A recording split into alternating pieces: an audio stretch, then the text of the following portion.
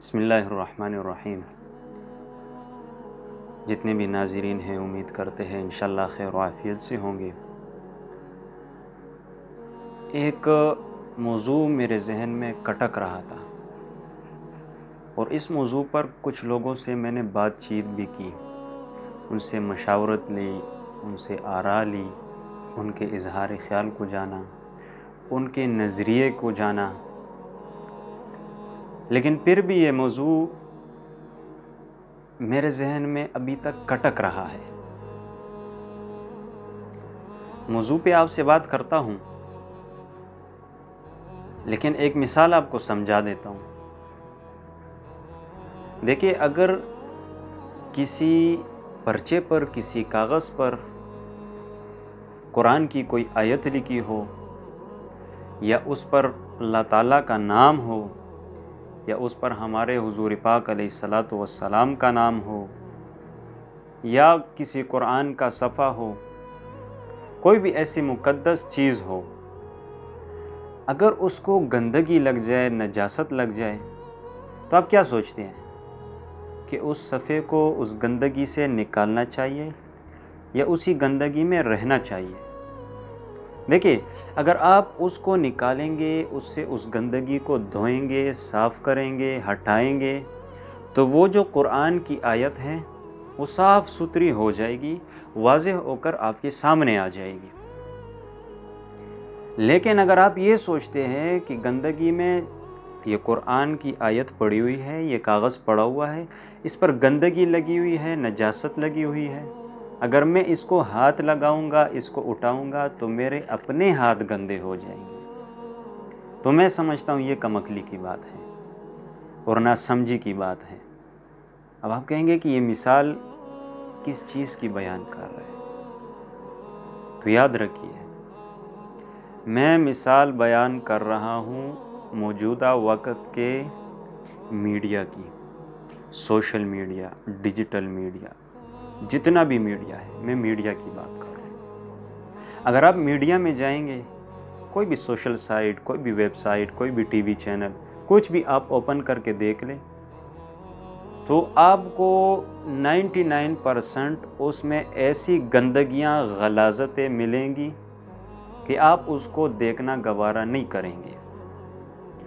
اور ہاں، ہونا بھی چاہیے کہ ایسی اشیاء کا دیکھنا، سننا بالکل خلاف قانون ہے، اللہ نے جو قانون نازل فرمایا ہے اس کے خلاف ہے۔ تو اب آپ مجھے بتائیں کہ جہاں پر ایک ایسا میدان بن گیا ہو کہ جہاں پر 99% آپ کو غلط ہی چیزیں دکھائی جا رہی ہو کہ جن کا دیکھنا سننا درست نہ ہو، اور آپ کا ہر شخص اس میں مبتلا ہے، کوئی بھی شخص اس سے بچ نہیں سکتا۔ اب آپ کہیں گے کہ میرے پاس تو موبائل ہی نہیں، تو آپ کے پاس نہیں، ممکن ہے آپ کے گھر میں کسی کے ساتھ ہے۔ چلے آپ کے گھر میں بھی موبائل نہیں، تو ممکن ہے کہ جہاں پر آپ ڈیوٹی کرتے ہیں وہاں پر کسی کے پاس ہو، چلو وہاں بھی آپ اجتناب کرتے ہیں، تو ہو سکتا ہے آپ کسی ایسے جگہ پر اٹھک بیٹھک کرتے ہوں، وہاں کوئی استعمال کرتا ہو۔ صرف موبائل کی بات نہیں کر رہا، چاہے وہ پھر موبائل ہے، کمپیوٹر ہے، لیپ ٹاپ ہیں، یا ٹی ویز وغیرہ، جتنی بھی میڈیا کی رسائی کے لیے جتنے بھی وسائل ہیں، کہیں نہ کہیں وہ ضرور ہوتے ہیں۔ دیکھیے، میرے پاس موبائل نہیں، مثال دے رہا ہوں، اب میں یہاں سے سفر کر رہا ہوں، لاہور کا، پنڈی کا، اسلام آباد کا، راستے میں میرے ساتھ جو سائیڈ والا پیسنجر ہے اس کے پاس موبائل ہوتا ہے۔ عموماً تو اگر آپ کسی گاڑی میں جاتے اس میں بھی آپ دیکھ لیں تو گاڑیوں میں میوزک لگا ہوتا ہے، بڑی گاڑیوں میں جائیں گے تو فلمیں چل رہی ہوتی ہیں، گانے اور ناچ چل رہا ہوتا ہے۔ چلے اگر اس سے آپ نے خود کو بچا بھی لیا تو آپ کے ساتھ والے کے پاس موبائل ہوتا ہے، آپ بیٹھیں گے، سفر کی دعا پڑھیں گے، سفر شروع، اس نے نکالا بھائی ٹک ٹاک، فیس بک، یوٹیوب، کیا دکھتا ہے اس پہ؟ ناچ گانی تو دکھتے ہیں، ایسی چیزیں اس میں دکھتی ہے کہ اس کو آپ نہ دیکھ سکتے ہیں، نہ سن سکتے ہیں۔ تو اب اس طرح کے ماحول میں، اس طرح کے مزاج میں ایک میدان بن گیا ہے کہ ہر شخص تک غلط چیزوں کی رسائی ہو رہی ہے، اس سے کوئی بچ نہیں سکتا۔ کوئی بھی کتنا بھی بڑا انسان ہو، کتنا بھی بڑا بزرگ ہو، ان چیزوں سے بچ نہیں سکتا۔ اور میرا نوجوان، میرا مسلمان آج اسلام سے متنفر ہے، اس کے عقائد بگڑ گئے ہیں، لوگ خدا کو ماننے سے منکر ہو گئے۔ کیوں؟ اتنی سی چیز آ گئی، ہر بندہ 24 گھنٹے دیکھتا ہے، ہاں وہی یہ بندہ صحیح کہہ رہا ہے جو کہہ رہا ہے، ہمارے مولوی صاحب تو ممبر پر بیٹھ کر ایسے ایسے بولتے ہیں۔ تو اب آپ مجھے بتائیں کہ یہ جو بندہ 24 گھنٹے موبائل میں لگا ہے یا کسی بھی میڈیا کے سورس سے وابستہ ہے، اس کا نظریہ بگڑ رہا ہے یا نہیں؟ اس کا ایمان بگڑ رہا ہے یا نہیں؟ اس کا عقیدہ بگڑ رہا ہے یا نہیں؟ بگڑ رہا ہے، 100% بگڑ رہا ہے۔ تو اگر وہ 100 ویڈیو بالکل فحاشی کی دیکھ رہا ہے، لیکن اگر ایک ویڈیو اس کے سامنے ایسی آ گئی کہ اس میں آپ نے اسلام کے بارے میں کچھ بتایا ہو، دین کے بارے میں کچھ بتایا ہو، اللہ کے بارے میں کچھ بتایا ہو، نبی کے بارے میں کچھ بتایا ہو، معاشرت کے بارے میں کچھ بتایا ہو، انسانیت کے بارے میں کچھ بتایا ہو، تو ممکن ہے کہ اس 100 نحوستوں میں سے یہ ایک ممکن ہے اس کے لیے ہدایت کا ذریعہ بن جائے۔ اور میں نے دیکھے ہیں بہت سارے ایسے لوگ، چھوٹی سی بات ان کے لیے ہدایت کا ذریعہ بن جاتا ہے۔ تو میں اکثر علماء سے کہتا ہوں، اور یہ جو آج کا کلپ میں ریکارڈ کر رہا ہوں تو عوام کے لیے نہیں کر رہا، میں ان لوگوں کے لیے کر رہا ہوں کہ جن کو اللہ تعالیٰ نے کچھ عقل فہم دی ہے، کچھ وہ دین کو، قرآن اور حدیث کو سمجھتے ہیں، اور اللہ نے ان کو یہ صلاحیت دی ہے کہ وہ دوسروں تک اس کو پہنچا سکتے ہیں، کسی کو قرآن اور حدیث کی کوئی بات سمجھا سکتے ہیں۔ آپ کہیں گے کہ بھائی یہ تو بہت سارے علماء ہیں دنیا میں، بہت سارے ایسے ائمہ مساجد ہیں جو الحمدللہ بخوبی یہ کام کر رہے ہیں۔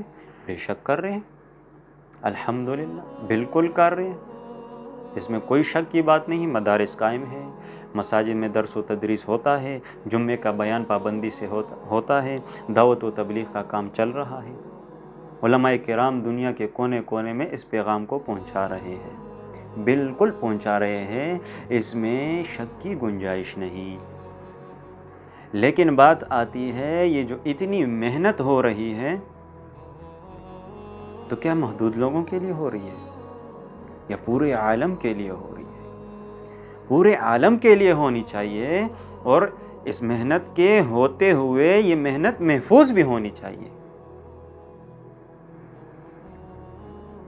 اب میں ایک مثال دیتا ہوں، ایک شخص ہے، وہ قرآن کا درس کر رہا ہے، تفسیر پڑھا رہا ہے، تو اگر وہ دن میں 2-4 آیت کی تفسیر عوام الناس کے سامنے رکھتا ہے تو اس 2-4 آیات کی تفسیر کے لیے وہ 2-4 تفاسیر کا مطالعہ ضرور کرے گا، پھر اس مطالعے کے بعد ان 2-4 تفاسیر کے مطالعے کا خلاصہ نکالے گا، پھر اس 2-4 آیات کی تفسیر عوام الناس کے سامنے خلاصے کی صورت میں بیان کرے گا۔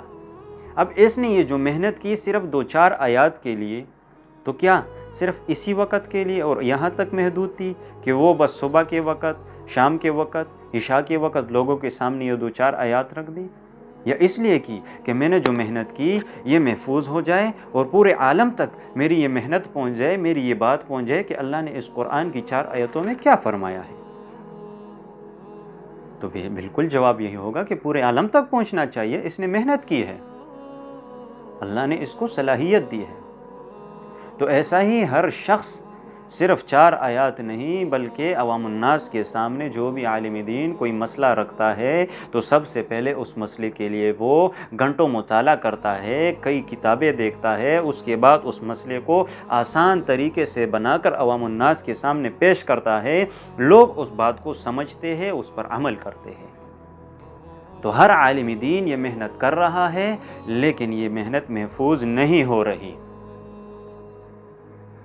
تو اگر آپ اس کو محفوظ کر دیں لوگوں تک پہنچا دے تو یہ 1 دن کے لیے نہیں، 2 دن کے لیے نہیں، مہینے کے لیے نہیں، سال کے لیے نہیں، بلکہ یہ صدیوں کے لیے، یہ جو آپ نے محنت کی، آپ نے کیمرے کی آنکھ میں اس کو ریکارڈ کر لیا، دنیا کے کونے کونے میں آپ کی یہ بات صدیوں تک چلتی رہے گی۔ تو اگر آج آپ سے کہیں پر بیٹھ کر 2-4 لوگ مستفید ہو رہے ہیں، 2-4 لوگ آپ سے کوئی مسئلہ سمجھ رہے ہیں، تو انشاءاللہ کل کو پوری دنیا وہ بات آپ کی سنے گی۔ تو آج کی ویڈیو کا مقصد صرف یہ تھا کہ یعنی وہ حضرات جن کو اللہ نے صلاحیتیں دی ہے، علم اور عقل اور فہم دی ہے، برائے مہربانی کچھ ایسی صورت بنائیں کہ اس امت کے لیے کچھ ذخیرہ چھوڑ کر جائے۔ اور اگر آپ زیادہ نہیں کر سکتے، اگر آپ کسی مسجد کے امام ہیں، بے شک آپ بڑے عالم دین نہیں، بڑے مفتی نہیں، لیکن جو جمعے کا خطبہ آپ دیتے ہیں 15-20 منٹ کا ہوتا ہے، آدھے گھنٹے کا ہوتا ہے، کم از کم اس کو ریکارڈ کر لیا کریں۔ آپ پشتو میں دے رہے ہیں تو اس کو ریکارڈ کریں، اردو میں دے رہے ریکارڈ کریں، انگریزی میں دے رہے ریکارڈ کریں، عربی میں دے رہے ریکارڈ کریں۔ آپ کے اپنے علاقے کے لوگ بھی اس کو سنیں گے، اور آپ سے ریلیٹ کرنے والے، آپ کی زبان کو سمجھنے والے سنیں گے۔ دنیا میں ہزاروں لوگ ہیں، لاکھوں لوگ ہیں، سننے والے مل جاتے ہیں۔ تو آپ کی محنت 1 سے 10 تک جائے گی، اور آج سے کل تک جائے گی، تو محنت ضائع نہیں ہوگی۔ بے شک اللہ آپ کو اجر دے رہے ہیں، لیکن اس محنت کو آگے بڑھائیں۔ تو میرے خیال سے اگر آپ اپنے جمعے کا ایک خطبہ بھی ریکارڈ کرتے ہیں تو اس پر آپ کا اتنا خرچہ نہیں آتا۔ آج کل موبائل فون کس کے پاس نہیں؟ بس چھوٹا سا سٹینڈ خرید لیں، 1500-2000 میں آپ کو مل جائے گا۔ جمعے کے خطبے کے دوران ریکارڈنگ سٹارٹ کرے، خطبہ ختم، ریکارڈنگ ختم، نماز کے بعد اس کو اپنے کسی چینل پر، کسی پیج پر، کسی ویب سائٹ پر اپلوڈ کر دیں۔ امید کرتا ہوں کہ میری یہ باتیں انشاءاللہ کچھ نہ کچھ سمجھ میں آ گئی ہوں گی، تو کوشش کر لیں، اور ہمارا مقصد صرف آپ کو بات پہنچانا ہے تاکہ آپ کی کار خیر میں ہمارا بھی حصہ بڑھ جائے۔ وما علینا الا البلاغ۔